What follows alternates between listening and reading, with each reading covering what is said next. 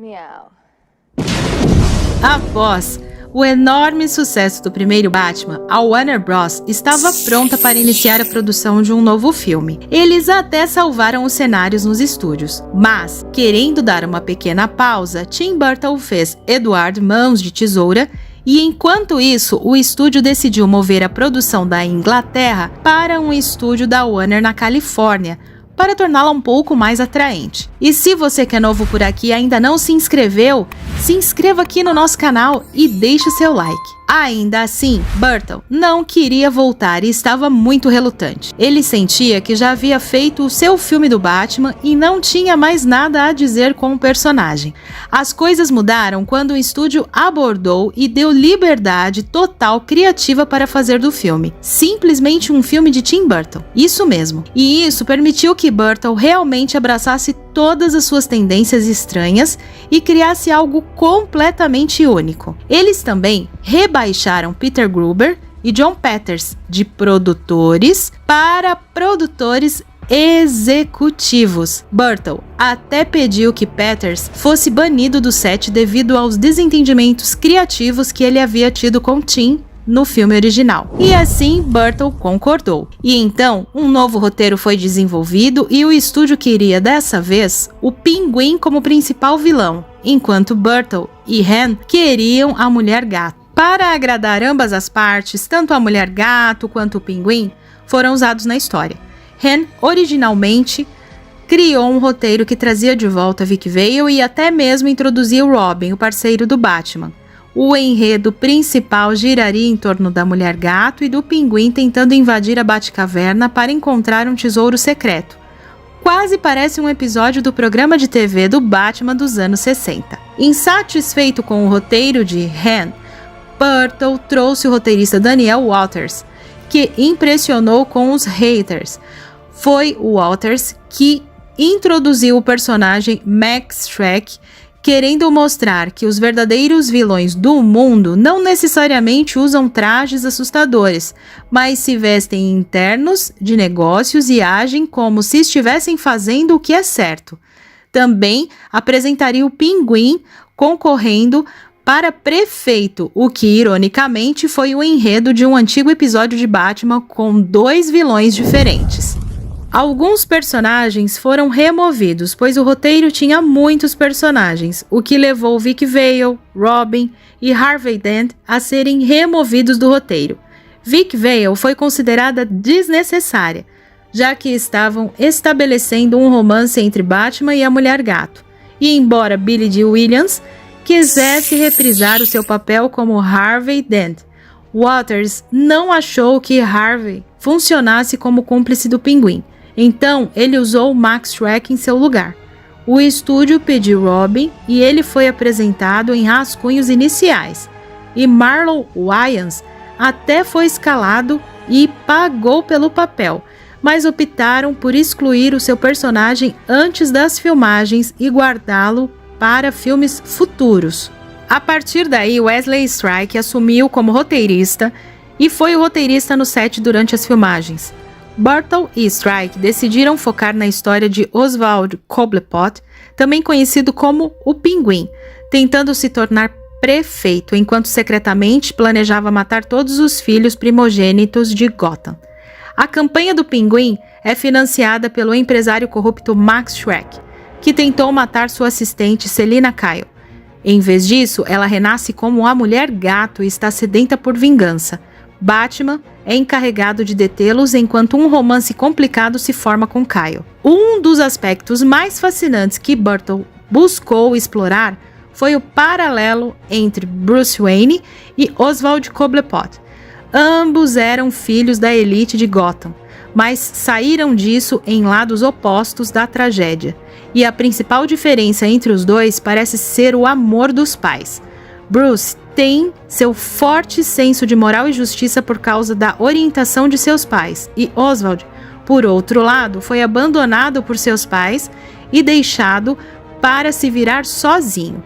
Não é difícil ver que um ser se torna um herói e o outro se torna um vilão. É um dilema intrigante, mas Burton ainda teve que garantir que tivesse os atores certos para interpretá-los. Retornando ao papel de Bruce Wayne, o Batman estava Michael Keaton.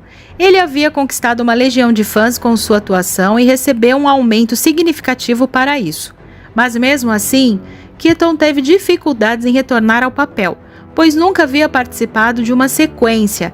Ele se viu parodiando sua performance original no primeiro dia de filmagem. Após algumas reflexões, Keaton decidiu abraçar o personagem como se fosse a primeira vez, o que torna seu Bruce Wayne um pouco mais leve e brincalhão do que o mostrado anteriormente. Danny DeVito era realmente a única pessoa considerada para o papel do Pinguim.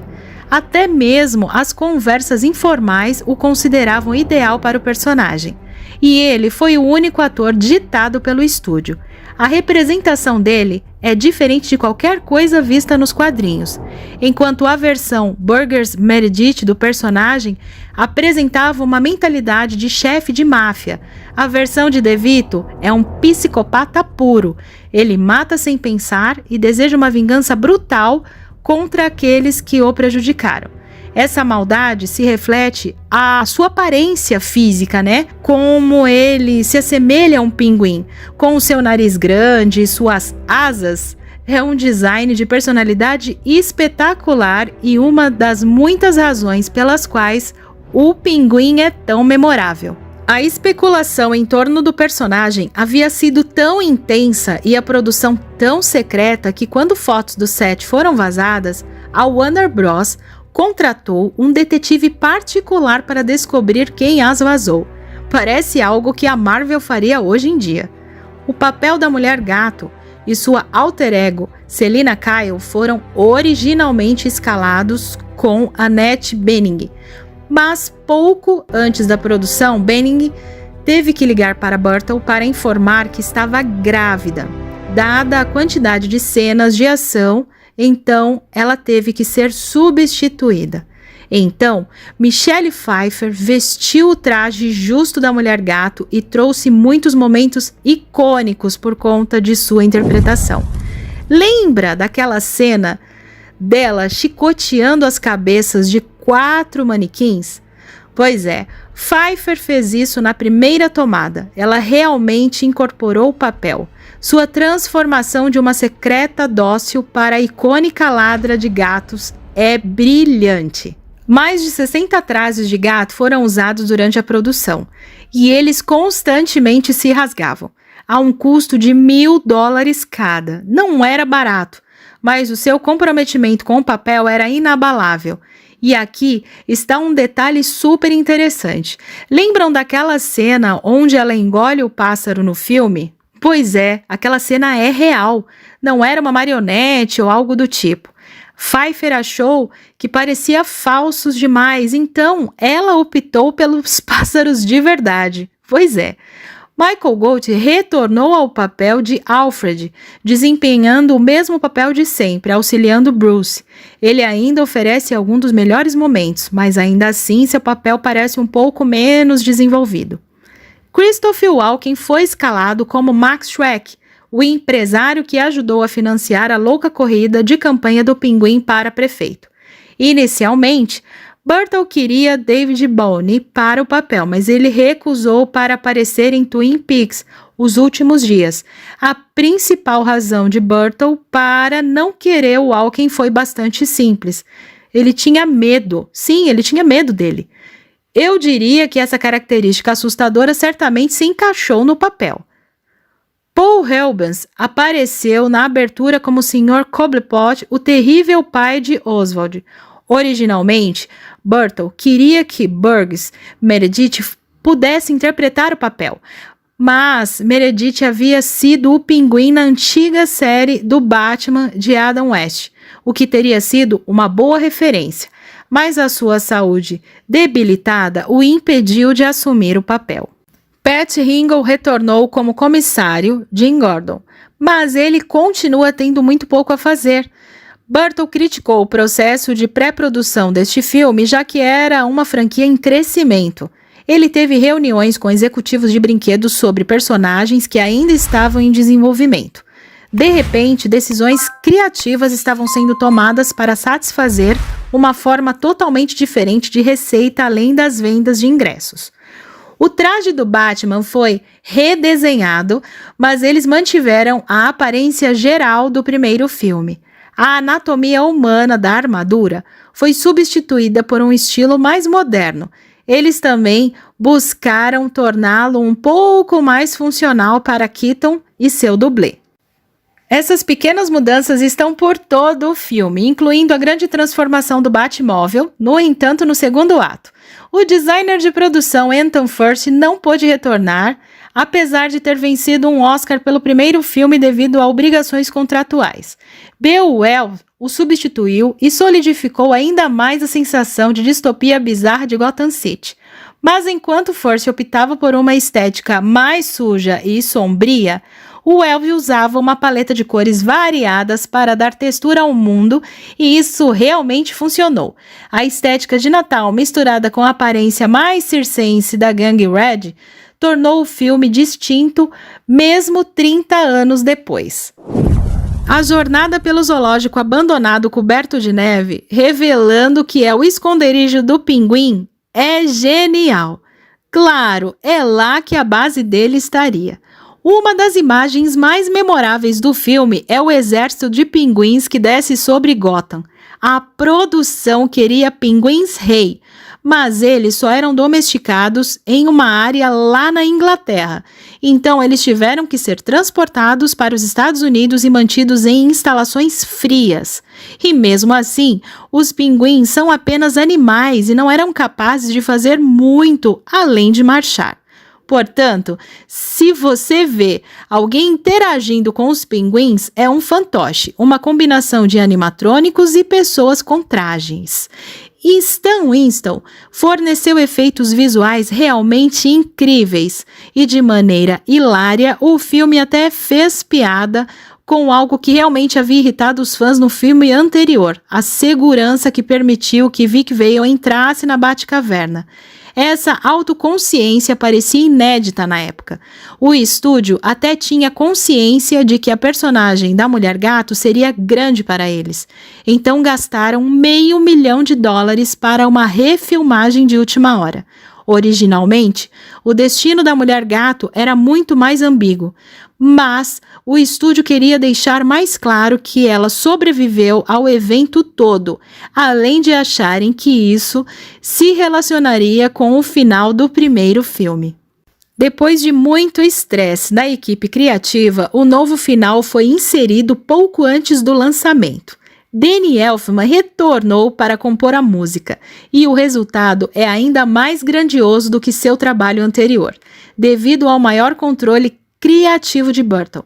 Não há músicas de Prince dessa vez, e ao invés disso, uma única música de Susie and the Banshees, intitulada Face to Face, foi produzida para o filme. Você pode ouvir partes da música durante o grande baile de máscaras, mas ela é apresentada de forma bem mais discreta que as músicas do Prince.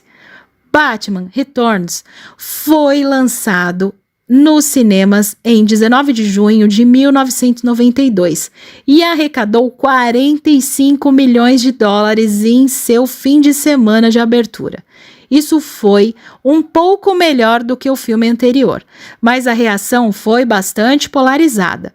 Muitos acharam que era muito sombrio e não condizente com um filme de quadrinhos como deveria ser, principalmente porque a abertura do filme envolve um gato sendo morto e pais jogando um bebê em um rio. Não é exatamente uma diversão leve para a família. E isso resultou em uma bilheteria menor do que a do primeiro filme, arrecadando $266 milhões em todo o mundo. Grupos de pais se opuseram ao filme devido à sua natureza sombria, alegando que ele ainda estava sendo comercializado para crianças apesar de sua tonalidade. E há um certo grau de verdade nisso, já que houve uma promoção de junto ao McDonald's que apresentava o pinguim, cuja imagem era bastante assustadora. O estúdio apenas apontou para a classificação do filme como forma de defesa. Colocar isso nos lanches do McDonald's ainda parecia questionável. Embora continuassem a tendência das novelizações, Batman Returns não foi tão bem sucedido quanto ao seu antecessor, incapaz de entrar na lista de best-seller do The New York Times. Em termos de lançamento em vídeo doméstico, Batman Returns foi um grande sucesso em VHS e Laserdisc. Infelizmente, a última vez que a Warner realmente fez algo com o filme foi em 2005, isso mesmo. Mesmo o lançamento mais recente em 4K é apenas uma reformulação das edições anteriores. Dada a paisagem recente dos filmes de quadrinhos, seria interessante ver uma retrospectiva mais moderna do elenco e dos criadores. Seria uma pena se eu não falasse sobre a tremenda influência de Batman Returns na série animada de Batman, com a trilha sonora de Danny Elfman. A série se inspirou muito em Burton, ao mesmo tempo que explorava profundamente as origens dos quadrinhos. Frequentemente é considerada o padrão de qualidade para as mídias do Batman, e isso não teria sido possível sem os filmes do Batman de Burton. Michael Keaton apareceu no filme The Flash ao lado de Ezra Miller e vestiu o traje do Batman mais uma vez. Embora Michelle Pfeiffer nunca tenha voltado ao universo DC, ela está atualmente no MCU como Janet Van Dyne, a Vespa original em Homem-Formiga. Embora nenhum dos principais membros do elenco tenha aparecido em outro trabalho da DC, você pode reconhecer um dos palhaços do Pinguim, que é o Doug Jones. Você pode reconhecê-lo como a criatura de A Forma da Água, Abe Sapien de Hellboy, ou até mesmo como um dos melhores vilões de Buffy. Embora Batman Returns de Tim Burton tenha sido mais sombrio do que a maioria esperava, é essa tonalidade única que realmente o destaca. E se você gostou desse vídeo, confira o primeiro vídeo dessa série de Batman de Tim Burton, que está aparecendo aqui na tela para vocês. Eu vou ficando por aqui e a gente se vê no próximo vídeo. Até mais, pessoal. Tchau, tchau!